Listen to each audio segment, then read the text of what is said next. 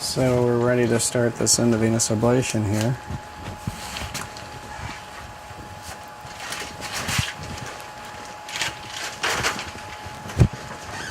This is a percutaneous procedure. Or are we going to leave the ultrasound? Yeah, they ever see it. Okay, so we have an ultrasound for doing all our visualization and a little gel on the leg in order to be able to see with the ultrasound head, which is actually encased in a little plastic sac to keep it sterile. And then the ultrasound gel here for visualizing the vein. Shows a nice dilated vein segment. I hope you have the... So we watch the screen and work from here. So we're going to mark the skin for starters so that I know where the vein is under the skin for what we call vascular access. And then the most painful part of the procedure is about to take place. We are going to inject some lidocaine into the skin to create a small area of numb skin for moving forward with the treatment. So here's your pinch and burn. 1, 2, 3. A little injection here. No. That was a...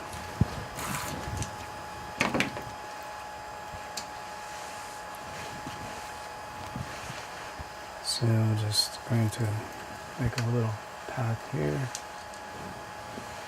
Okay, a little tiny bit of... get an ultrasound longitudinal view of what's happening. So you'll be able to see the needle passing into the vein. And I also use a cross-sectional view to be able to see the needle penetrating the vein wall too.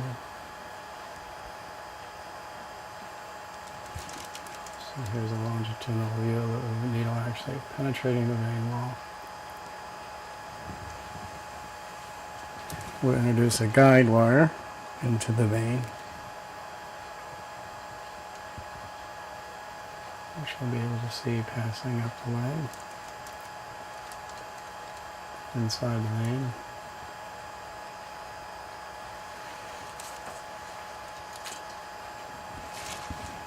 And then we'll make a slight nick in the skin to allow for the introduction of the introducer.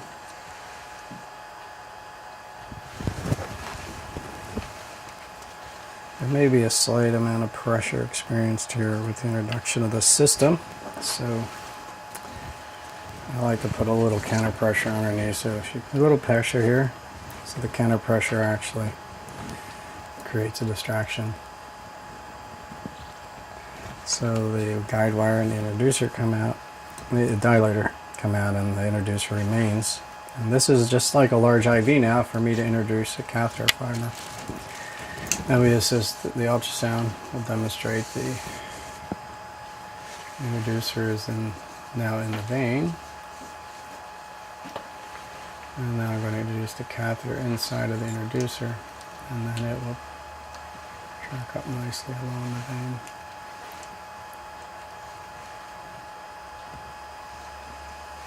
And we'll just trace that up the great saphenous vein on the interior side of the thigh, all the way up to the saphenofemoral junction. Need to add a little ultrasound gel so that we can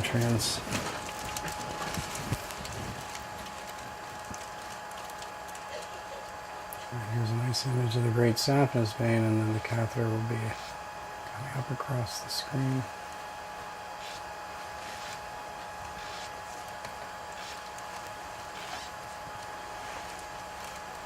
As we approach the groin area, there are some landmarks on ultrasound, specifically Mickey Mouse's ears, which is the common femoral artery, femoral vein, as well as the great saphenous vein at its junction, which we can clearly see there. And there's the catheter, which I'll move a tiny bit so it's visible. And that's good. Now we'll change positions. The vein can now be allowed to collapse. We'll put patient in Trendelenburg position, which is legs elevated, and so the heart will be below the legs. This is a tumescent spinal needle connected to a Klein pump for infusing a solution of normal saline with some bicarbonate and lidocaine in a low dose in it. And this will serve many functions. That's good, thank you. It'll be a combination of the tumescent solution. So we'll just go parallel here to the catheter, and this skin is already numbed, so she shouldn't feel that. If you feel anything, let me know. You'll feel a little pressure from the infusion as we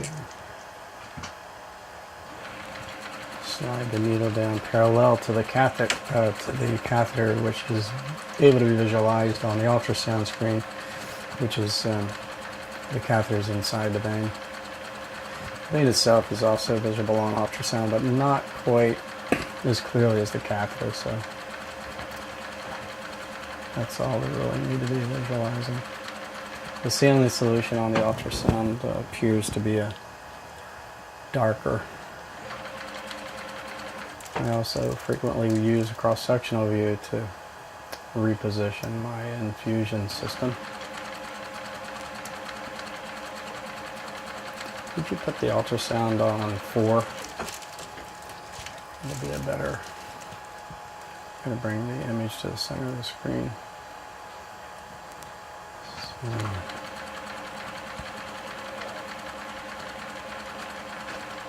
The saline is being infused. We can see that on the ultrasound screen very well. Just repositioning the needle a little bit, which is really a spinal needle.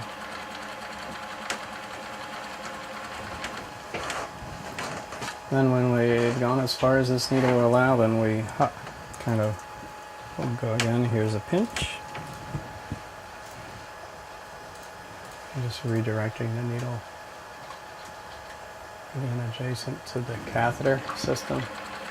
Again infusing the tumescent solution of saline, bicarbonate, and lidocaine.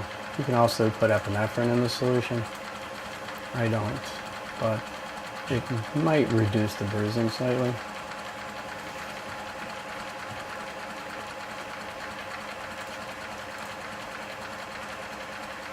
You doing okay, Kathy? Oh, great.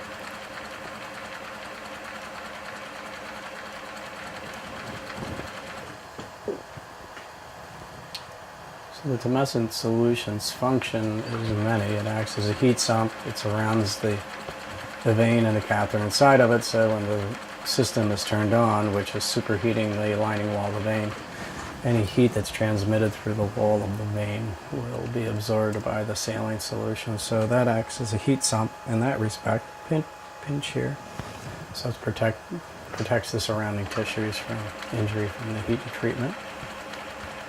It also creates a hydrostatic pressure, collapsing the vein walls around the catheter so that the catheter is in close approximation to the vein wall. So when the catheter is activated in heating the vein wall, it's in close contact for the most effective treatment.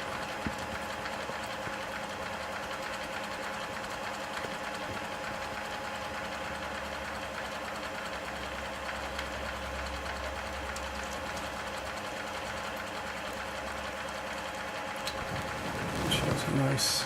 So we're just moving up your leg, kind of jumping over the areas that have been infused. Pinch.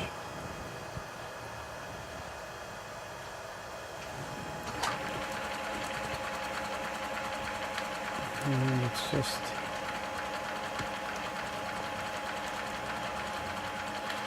of course the other function of the tumescent solution is it has lidocaine in it, and as it's encircling the vein, it's also creating a zone of anesthetized tissue so that when we turn the system on, you're not feeling the catheter, which is heating up to 120 degrees centigrade for 20 seconds for the treatment. Here's another pinch.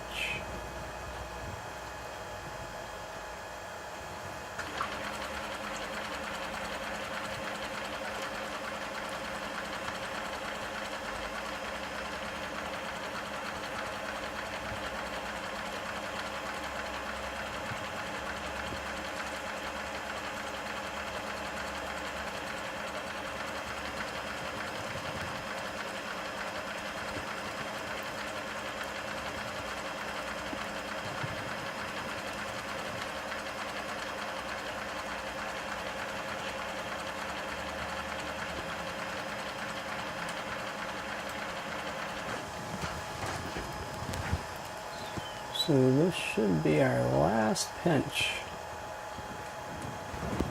Pinch.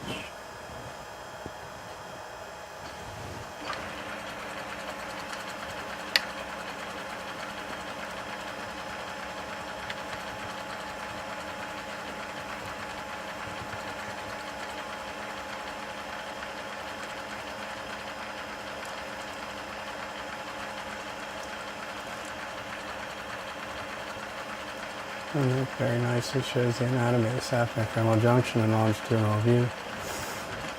You can see the inferior epigastric vein, the femoral vein, great saphenous vein, and the saphenofemoral junction. So the tumescence infusion is complete. The catheter is in good position. You can see the landmarks to confirm the catheter is in good position, approximately 2 centimeters below the saphenofemoral junction. The catheter itself has a little white button on it for activating the system, which is computerized generated for a 20-second cycle. So I press the button. You shouldn't feel anything, Kathy. I'm applying some compression directly over the catheter, so the vein is again in close proximity to the vein walls, as well as a little compression to prevent propagation of heat up the vein into the deep venous system. The cycle of the system is 20 seconds.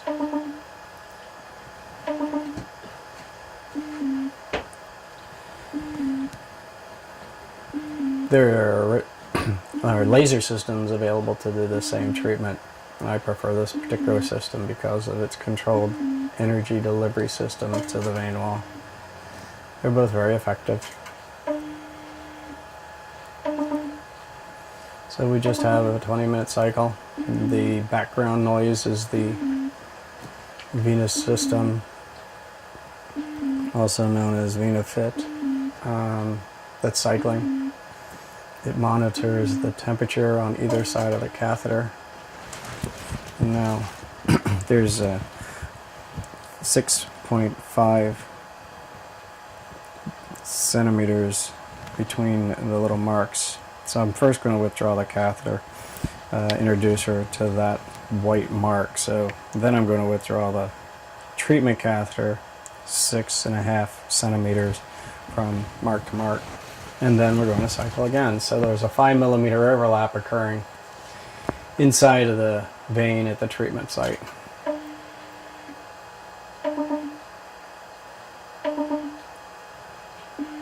There's a little activity on the ultrasound at the proximal tip of the catheter, which is thought to believe to be steam bubbles, which do not illuminate well. So we'll do a second cycle. Probably be worthwhile to get an image of the machine there at some point in time.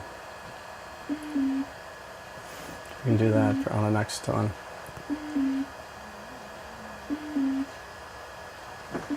So it's cycling down, and it also measures the tissue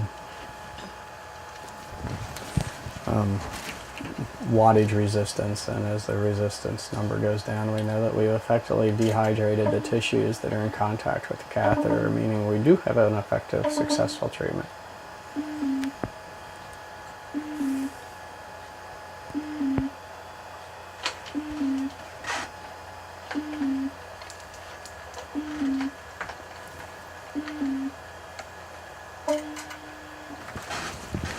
You feeling anything, Kathy? Nope, not at all.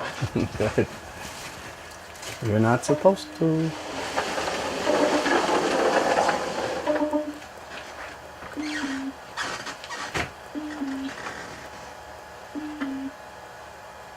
You okay?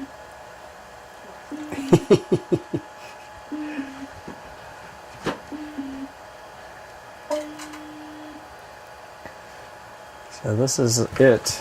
We're almost finished. I'm continuing to withdraw the catheter 6.5 centimeters. The vein segments are being treated successfully. We can see that by the monitoring systems on the box.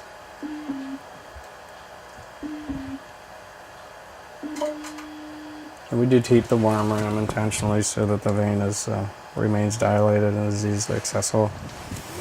And of course for the patient's comfort. How you doing?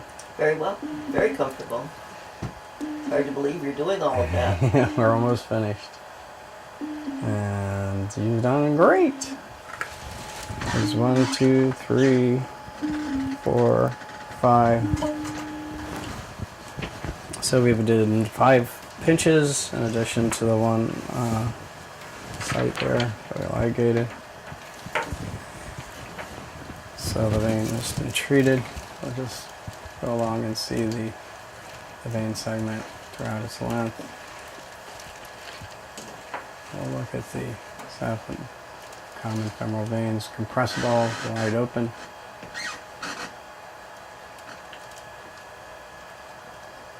And the treated segment.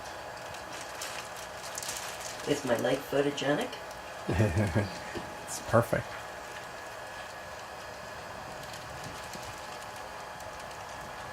And that's how it's done. That's it. Thanks.